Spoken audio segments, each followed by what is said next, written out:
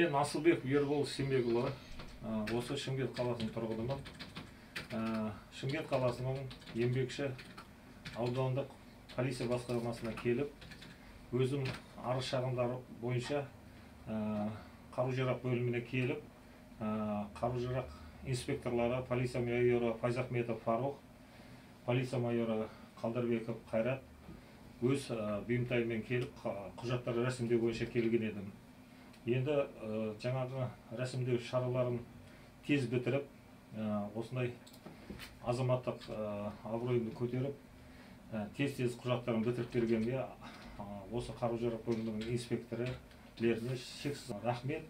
Әрқашанда шендеріңіз биік болып, халыққа қызмет етулеріңіз одан сайын арта берсін.